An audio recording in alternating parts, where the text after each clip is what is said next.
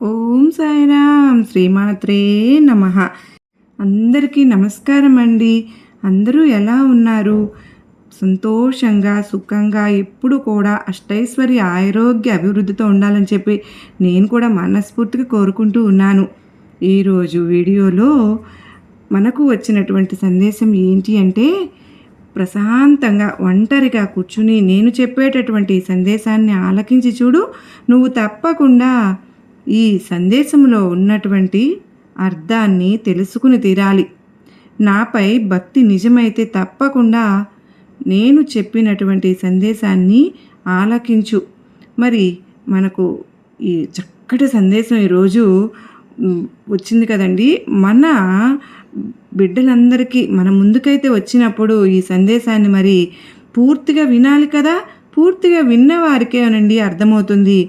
ఈ వీడియో మీ అందరికీ నచ్చినట్లయితే కనుక తప్పకుండా మన వీడియోకి ఒక లైక్ అయితే ఇవ్వండి.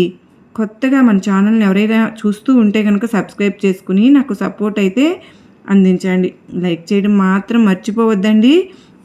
మరి ఈ సందేశం వినే ముందు మీరు ఎక్కడెక్కడో ఉండి నిరాశ చెంది జీవితంలో ఏదైనా సమస్యతో బాధపడుతూ ఉంటే 100కు 1000% నమ్మకాన్ని ధైర్యాన్ని కలిగిస్తుంది అన్న నమ్మకంతో కనుక మీరు ఈ సందేశాన్ని విన్నట్లయితే ఆ నమ్మకమే కదండి మనకు శ్రీరామ రక్ష. నిజంగా మీ అందరూ కూడా ఇంత గొప్ప నమ్మకంతో మన సందేశాలను వింటూ ఉండటం వల్ల మనందరికీ కూడా ఎంతో మంచి జరుగుతుందని చెప్పేవాళ్ళు ఎంతోమంది ఉన్నారు. నిజంగా ఒక్కొక్కటి వింటూ ఉంటే నాకు చాలా సంతోషంగా అనిపిస్తుంది. ధన్యవాదాలు కూడా చెప్తూ ఉన్నారు.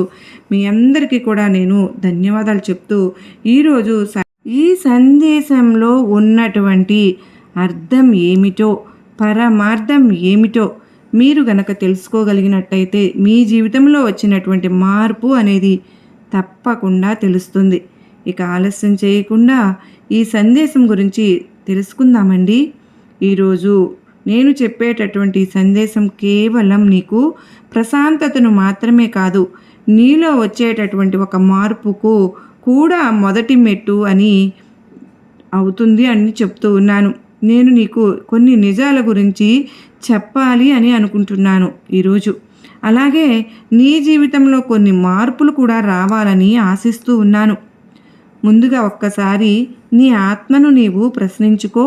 అదేమిటి అంటే కనుక మొట్టమొదటిసారిగా నేను చెప్పాలనుకుంటున్నటువంటి ఒక పచ్చి నిజం ఏంటి అంటే, కేవలం నీ మంచితనమే నీకు అది పెద్ద శాపం. చెప్పాలంటే ఒకసారి నీకు గతాన్ని వెనక్కి తిరిగి చూసుకో. లేకపోయినా ఆపద వస్తే నీ జేబులో ₹1 లేకపోయినా అప్పు చేసినా సరే ఎదుటి వ్యక్తులకు సహాయం అనేది చేసావు. నీ లేకపోయినా కూడా అదంతా కూడా ఆ చేసిన మంచితనాన్ని కూడా పక్కన పెట్టి మరి వారి కోసం నువ్వు పరుగులు తీసావు కూడా. కానీ నీకు కష్టం వచ్చినప్పుడు ఒక్కరైనా నిన్ను ఆదుకున్నారా? ఒక్కరైనా నీ పక్కన నిలబడ్డారా? నేనున్నాను అని ఒక్కరంటే ఒక్కరు అయినా కూడా నీకు చేయూతను అందించారా? మరి ఎవరు మనకు డబ్బులు లేనప్పుడు ఎవరు ₹1 కూడా ఇవ్వరమ్మా. మనం ఎదుటి వ్యక్తులకు మన ఇష్టానుసారం మనం ఖర్చు పెడుతూ ఉన్నప్పుడు ఒక్కసారి మనం ఆలోచించుకోవాలిగా. ఇప్పుడు డబ్బులు ఉన్నాయి కదా అని నువ్వు ఇతరులకు ఎంత సహాయమైనా చేయగలవు. అలాగే నీ దగ్గర డబ్బులు లేనప్పుడు నీకు ఒక్కరైనా ₹1 అయినా ఇచ్చారా? ఒక్కరైనా నీ పక్కన నిలబడ్డారా? లేదు కదా. మరి ఇంత ఇతరుల కష్టాలను నువ్వు మొయ్యడమే తప్ప వాళ్ళ భారాలను, నీ భారాన్ని నువ్వు ఎప్పుడైనా సరే మోసుకోలేదు. నువ్వు ఎంతమందికి మేలు చేసినా చివరికి నీ మాట వినేవారు ఒక్కరు కూడా లేరు. నువ్వు నాకేం చేశావు, ఈ ఒక్క మాట నీ గుండెను కోసేసినట్లుగా అనిపిస్తూ ఉంటుంది కదా. నువ్వు ప్రాణం పెట్టి సహాయం చేసిన వారు కూడా నిన్ను చులకన చేసి మాట్లాడుతూ ఉన్నారు. అవును కదా. ఇది నీ మొదటి కర్మఫలం. ఇది నీ మరొక విషయం బయట పెట్టడానికి, నరకాన్ని అనుభవించడానికి, బయట ప్రపంచానికి నువ్వు చాలా సంతోషంగా ఉన్నట్లు, ఆనందంగా ఉన్నట్లు కనిపిస్తూ ఉన్నావు. లోపల ఎంతో బాధను దిగమింగుకున్నా కూడా కానీ నీకు నువ్వు చెప్పుకో. అంటే నీ వెనుక ఎంతో ఎక్కువగా బాధ ఉంది, దాగి ఉంటుంది. ఎందుకంటే ఎప్పుడు నువ్వు కూడా నీ వైపు అంటే వెనుక ఎంత నరకాన్ని నువ్వు దాచుకున్నావో, నీ వెనుక నవ్వు అనేది ఎవ్వరికీ అర్థం కాలేదు. నువ్వు ఎంత దుఃఖంలో మునిగిపోయి ఉంటావో, ఎన్నిసార్లు ఏడ్చావో నీకు ఉన్నటువంటి నీ సొంత వాళ్ళకు కూడా తెలియదు కదూ. ఎన్నో రాత్రులు, నిద్ర లేని రాత్రులు గడిపావు, ఎంతగానో ఏడ్చావు. ప్రతి కన్నీటి బొట్టుకు ఒక విలువైనటువంటి సమాధానం నువ్వు ఇచ్చి తీరాలని అనుకున్నావు. ఎవరికీ నువ్వు చెప్పుకోలేదు కూడా. అలాగే చెప్పుకుందామని ప్రయత్నించినా అవతలి వాళ్ళు అర్థం చేసుకోలేదు కదా. పైగా నిన్నే తప్పుపట్టారు. అందుకే నీ బాధ అయితే నీ మనసులో నువ్వు కుమిలిపోతూ ఉదయం లేవగానే మరలా ముఖం మీద ఒక చిన్న చిరునవ్వు, అటువంటి ఒక చిన్న ముసుగును వేసుకుని నిజం ఏమిటనేది తెలుసుకోకుండా నీ మనస్సాక్షికి మాత్రమే అది ఒక పెద్ద భారంగా మిగిలిచ్చావు. ఇక మరొక నిజం చెప్తాను చూడు తల్లి. సొంత రక్తమే నిన్ను వెన్నుపోటు పొడవడం అంటే బయట వాళ్ళ వల్ల వచ్చేటటువంటి నష్టం కంటే నమ్మి ప్రాణం పెట్టిన వారే రక్త సంబంధీకుల వల్లనే నీకు ద్రోహం జరిగింది. నువ్వు ఎవరికైతే పరిచయం అయ్యావో అయితే వాళ్ళ గుడ్డిగా నమ్మేస్తావు. వాళ్ళ మాటలు నమ్మి నీ ఆస్తులు, నీ డబ్బు, నీ సహాయం అంతా కూడా దారపోసేస్తావు. నీ సమయం అంతా వృధా చేస్తావు. వారి కోసం కేవలం నా వారే కదా అని అనుకుంటావు. అలా అనుకున్నావు కనుకనే మోసపోయావు. జ్ఞానం ఏం చెప్తుందో తెలుసా? నమ్మకమే నీ పాలిట మృత్యు అయింది అని.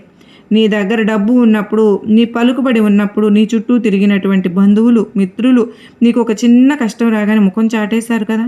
కనీసం నువ్వు ఫోన్ చేసినా కూడా ఎవరైనా లిఫ్ట్ చేశారా? చేయలేదు. పైగా నీ గురించి లేనిపోని భారాలు వేస్తూ ఉంటారు.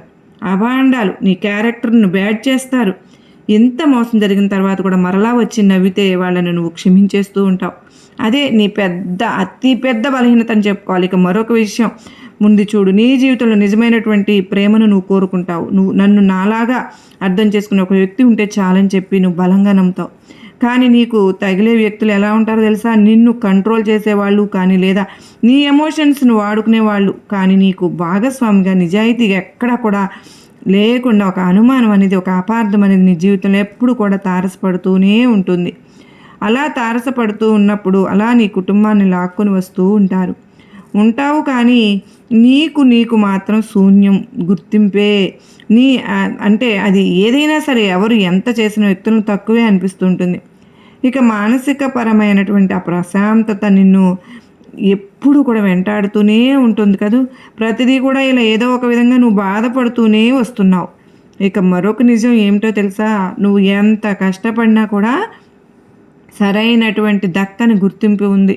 ఉద్యోగంలో కావచ్చు, వ్యాపారంలో కావచ్చు, కష్టపడేది నువ్వే కానీ ఆ ఫలితాన్ని మాత్రం ఇంకొకరు, అంటే ఒక పేరును వేరొకరి పేరును తప్పకుండా వారి పేరును వారు వాడుకుంటూ ఉంటారన్నమాట. నీ పేరును మరొకరు కొట్టేస్తున్నారు. నువ్వు ఒక పనిని 100%గా చేస్తావు కానీ ఏదైనా ఒక ప్రమోషన్ టైంకి లేదా ఒక క్రెడిట్ ఇచ్చే టైం అనేది నీకంటే తక్కువ టాలెంట్ ఉన్నటువంటి ఆ వ్యక్తులకే వెళ్ళిపోతుంది. ఎందుకు ఇలా జరుగుతుంది? ఎందుకో తెలుసా? నేనే చేశాను అనేటటువంటి విధంగా నువ్వు ఎప్పుడు కూడా నలుగురికి తెలియపరచటం లేదు. ఇక నీ యొక్క ప్రతి ఒక్క మౌనం కూడా, నీ యొక్క మంచితనాన్ని కూడా ఈ లోకం అనేది అసమర్థతగా తీసుకుంటూ వస్తుంది. నీ లోపం ఏమిటో తెలుసా? రక్తం మరిగిపోతున్నా సరే బయటకు ఏమీ అనలేక నిన్ను నువ్వే హింసించుకుంటూ వస్తున్నావు. ఇక మరొక నిజం ఏంటో తెలుసా? ముందుగా జరిగేది గ్రహించే శక్తి నీకు ఎక్కువగా ఉంటుంది.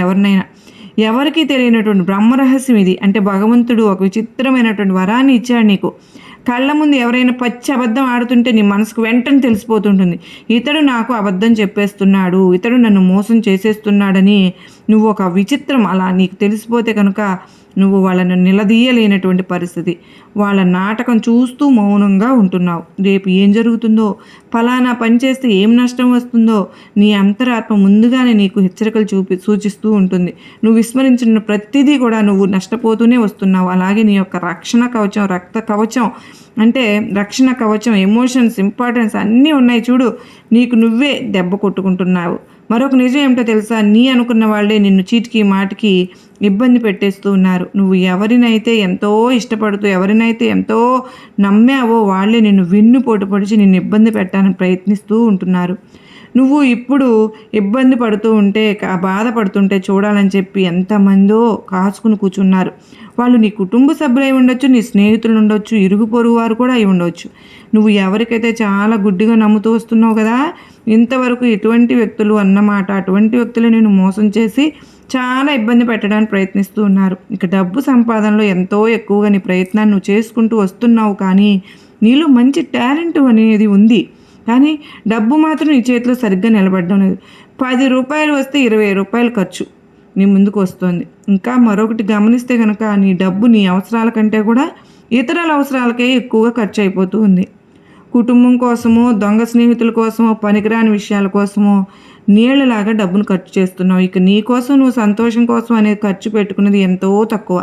నీకు ఇష్టమైనటువంటి దుస్తులు కొనుక్కోవాలన్నా, నీకు ఇష్టమైనటువంటి వస్తువులు కొనుక్కోవాలన్నా అసలు నీకంటూ నువ్వు ఆలోచించుకోవు. అసలు నాకేం కావాలి, నేనేం తినాలి అనేది నీకు అసలు ఉండనే ఉండదు. ఎంతసేపు ఎదుటివారి గురించే ఆలోచిస్తావు. మరి ఒక్కసారి ఆలోచించుకోవాలి కదా. తీసుకోవడం వల్ల నీకు ఏమైనా డబ్బు దాచిపెట్టుకోవడం వల్ల నాకు ఉపయోగపడుతుంది కదా, ఇప్పుడు ఇది అవసరమా అని నీ కోరికలన్నింటినీ నువ్వు తప్పకుండా కంట్రోల్ చేసుకుంటూ వస్తున్నావు. ఆ కోరికలన్నీ కూడా అంటే ప్రతిదీ ఏది కొనాలన్నా, తినాలన్నా ప్రతిదీ కూడా నువ్వు కంట్రోల్ చేసుకోగలుగుతున్నావు. కానీ నీ కుటుంబ సభ్యులకు లేదా ఇతరులకు నువ్వు డబ్బు ఖర్చు పెట్టే ముందు ఒక్కసారి కూడా ఆలోచించడం లేదు. ఇది వేళల్లో విపరీతంగా ఒక నీళ్ళలాగా ఖర్చు అయిపోతూ ఉంటుంది. నీ గురించి నువ్వు ఆలోచించుకోలేనప్పుడు ఇతరుల గురించి నువ్వు ఆలోచించి నీ సమయాన్ని, నీ డబ్బును అంతా కూడా వృధా చేసుకుంటున్నావు అన్నదే నేను నీకు మరీ చెప్తూ ఉన్నాను. అలా ఎప్పటికీ కూడా ఉండవద్దు. నువ్వు ఇంత సంపాదిస్తున్నావు, అలాగే నువ్వు ఎంత కష్టపడి ఆ డబ్బుని ఇన్ని రోజులు దాచిపెట్టుకున్నా కూడా నువ్వు ₹1 నీకోసం నువ్వు ఖర్చు పెట్టుకోకపోతే ఆ డబ్బుకు అసలు విలువ ఉంటుందా? ఎందుకో తెలుసా, మనం సంపాదించింది కేవలం ఇతరుల కోసమే కాదు, అది మన కోసం కూడా కొంచెం తీసి పెట్టుకోవాలిగా అనేదే నేను మరీ నీకు తెలియజేస్తూ ఉన్నాను, చెప్తూ ఉన్నాను. అలాగే నీ వెనుక ఉన్నటువంటి డబ్బును చూసుకుని గుండెలు పగిలేలాగా ఎన్నోసార్లు బాధపడ్డాం.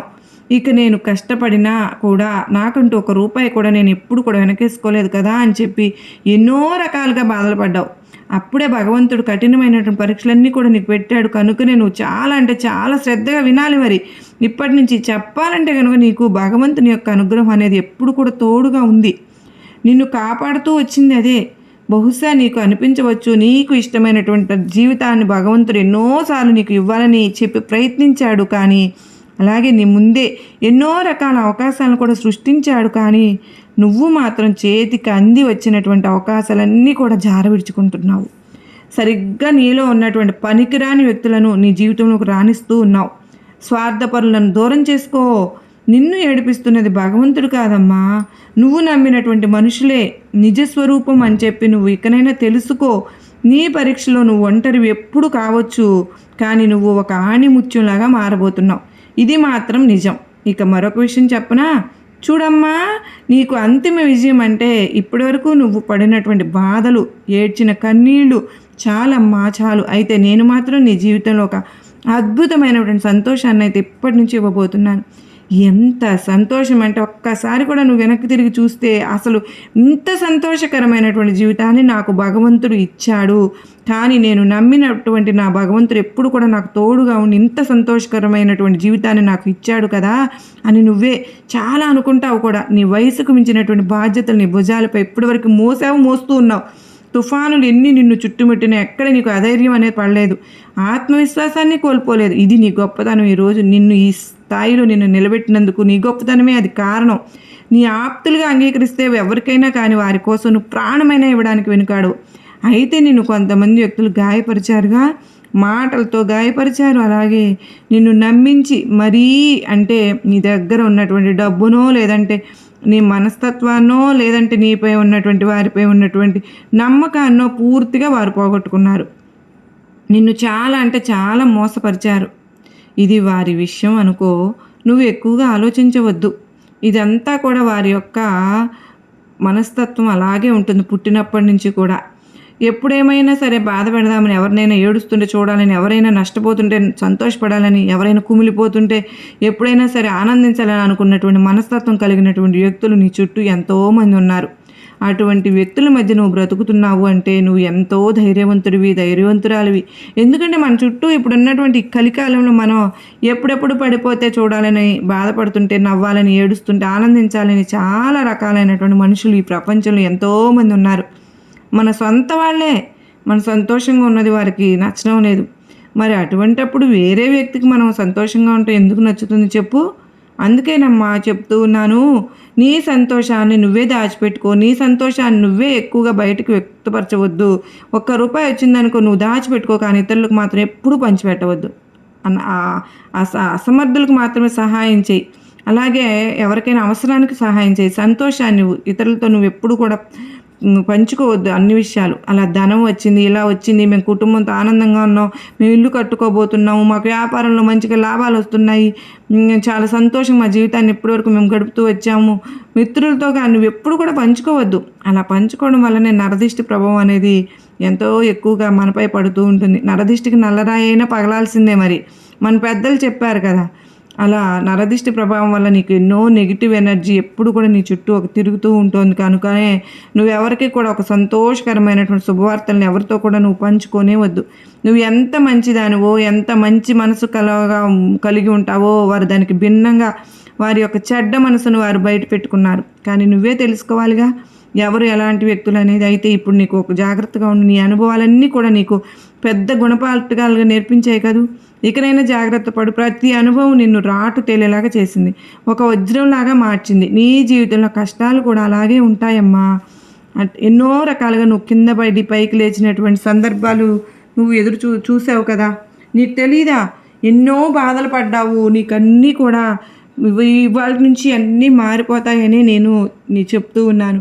నువ్వు అపురూపమైన వ్యక్తివి. నీకు ఈ పరిస్థితులు రావడానికి కారణం ఏంటో తెలుసు? నీ చుట్టూ ఉన్న మనుషులే నీకున్నటువంటి మంచితనాన్ని అలుసుగా తీసుకుని చాలామంది, అంటే నీ పుస్తకాల్లో నేర్చుకున్నటువంటి పాఠాల కన్నా నీ చుట్టూ ఉన్న మనుషులు నేర్పినటువంటి గుణపాఠాలే నువ్వు ఎక్కువగా తీసుకున్నావు. ఇక కొంతమందిని నువ్వు ఎంతలో నమ్మావో తెలుసా? గత కొన్ని సంవత్సరాలుగా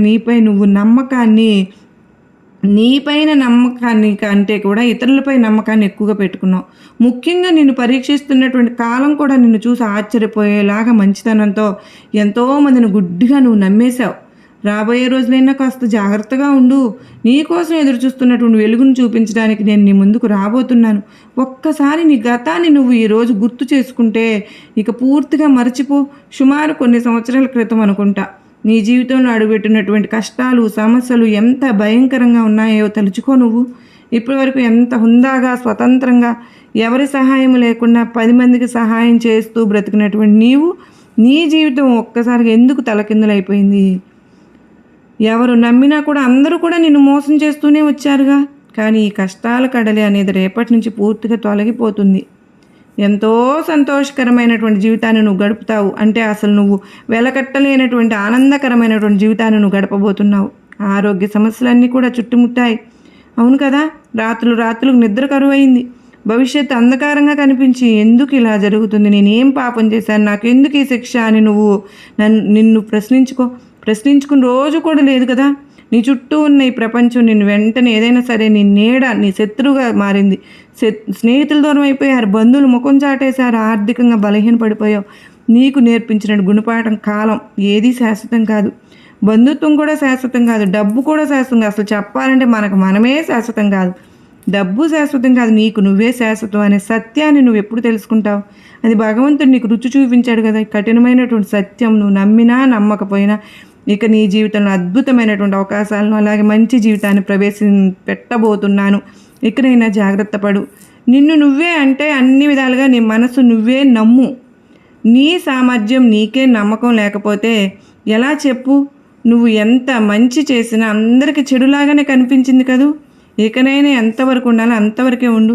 ఏ సమయంలో జరిగినటువంటి అవమానాలను అన్నింటినీ కూడా గుర్తు చేసుకోవద్దు. నువ్వు తలదించుకోవాల్సినటువంటి పరిస్థితులు వచ్చినప్పటికీ కూడా నిన్ను ఎప్పుడు కూడా తలెత్తుకుని నిలబడి నలుగురిలో కూడా అందరికీ కూడా నువ్వు ఆదర్శప్రాయులాగా చేసేలా నేను చేస్తాను. నీ ఉనికినే ప్రశ్నించేలాగా చేయిస్తాను. కనుక నా కొన్ని సమస్యలు నీ ఆత్మగౌరవానికి, నీ ప్రాణంపైనే దెబ్బ కొట్టారు. ఒక క్రూరమైనటువంటి వ్యక్తి, అది కూడా నువ్వు నమ్మినటువంటి వ్యక్తి. అవునా, నిన్ను అంధకారంలోకి తీసుకొచ్చాడుగా.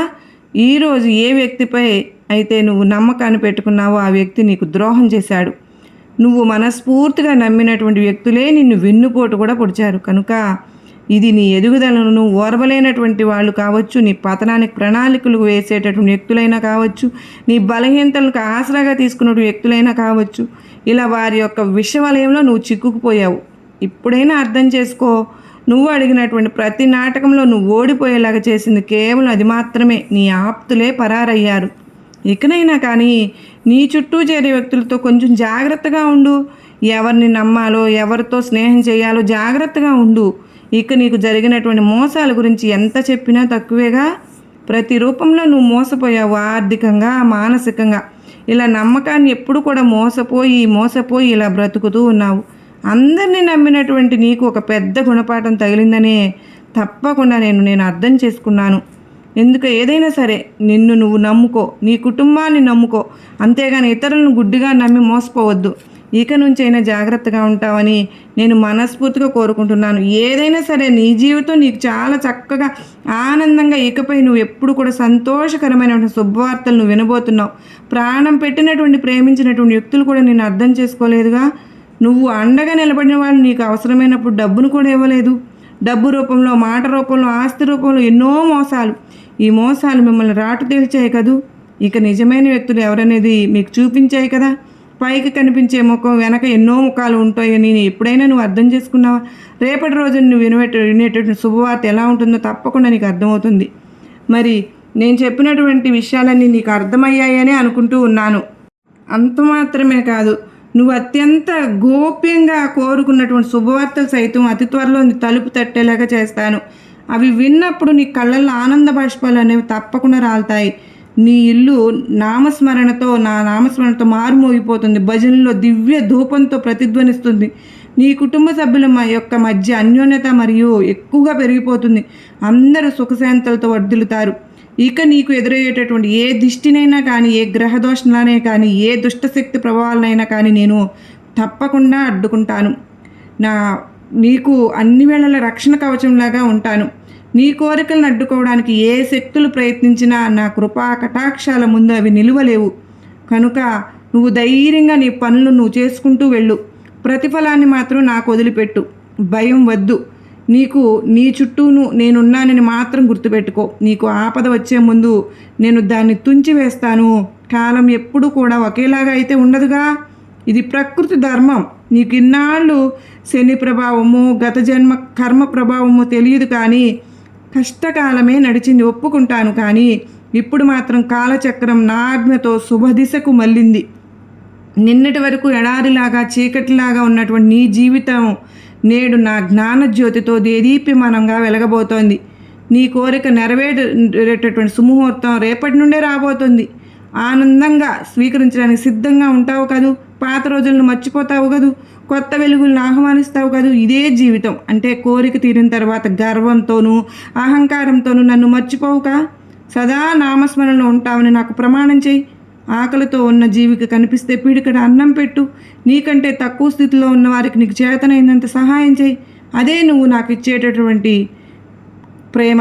పేదవారిలో, ఆర్తుల్లో ఉన్న నాకు నీ పరమార్థం నీ పుణ్యాన్ని మరింత రెట్టింపు చేస్తుంది. నీ విజయం అనేది 10 మందికి మేలు చేసేలాగా ఉండాలి. అప్పుడే ఆ విజయం అనేది శాశ్వతంగా నీ దగ్గర నిలబడుతుంది. నేను ఒక్కసారి ఆ భయం ఇచ్చానంటే అది కాలాతీతమైనా సరే, భూమి ఆకాశాలు తలకిందులైనా సరే అవి జరిగి తీరుతాయి.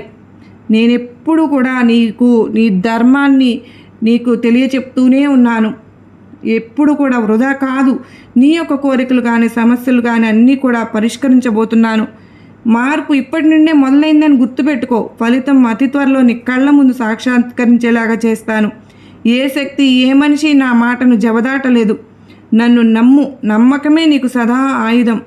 మరి అలా నమ్మకంగా ధైర్యంగా ఉంటావు కదూ అంటూ ఈరోజు ఈ సందేశంలోని అర్థం మనందరికీ కూడా గొప్ప నమ్మకాన్ని, ధైర్యాన్ని కలిగించిందని అనుకుంటున్నానండి.